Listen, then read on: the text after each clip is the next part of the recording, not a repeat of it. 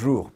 Certains d'entre nous se souviennent sans doute du tonitruant « Messieurs de la prêtrise, occupez-vous de vos oignons » de l'amiral Joubert. C'était en 1973 en réponse à quelques évêques qui avaient pris position contre la politique nucléaire de la France. Tout récemment, des dirigeants du Front National accusaient les religieux, je cite, « d'invectiver le débat public ». Et déjà dans le passé, le fondateur du Front National polémiquait avec les cardinaux Lustiger et de Courtrai, avec Monseigneur Duval, alors président de la Conférence des évêques, et moi-même leur porte-parole. Les uns et les autres étaient accusés de faire de la politique suite à certaines déclarations.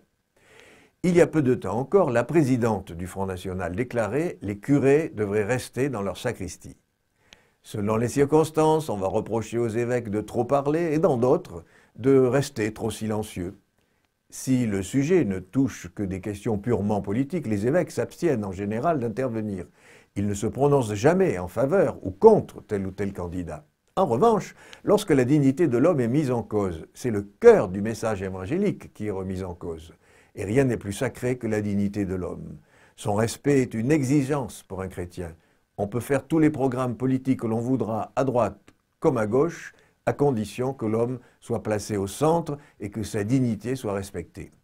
Lorsque ce n'est pas le cas, c'est le devoir d'un chrétien, qu'il soit laïc, prêtre ou évêque, de le dénoncer. Et il ne faut pas oublier par ailleurs qu'avant d'être prêtre, religieux, religieuse ou évêque, ce sont des citoyens.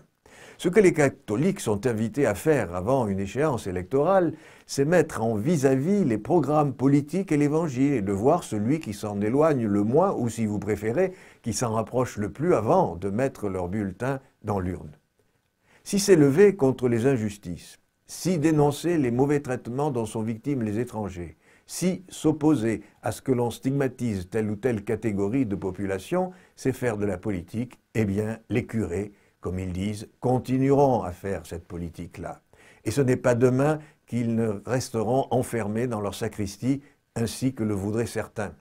Les plaidoyers pour la liberté d'expression ne sont pas réservés à certains, mais valables pour tous. Et c'est de cette liberté-là qu'usent les curés lorsqu'ils prennent la parole pour prendre part au débat. Est-ce que le pape François fait de la politique ? Sans doute, dans l'esprit de certains, lorsqu'il nous invite à aller vers ceux qui sont loin, à sortir de nos sacristies et de nos églises pour rejoindre ceux qui souffrent et dont le cri ne parvient pas à franchir les murs épais de nos églises. Alors, cher pape François, message reçu 5 sur 5. Nous ne resterons pas dans nos sacristies. À bientôt.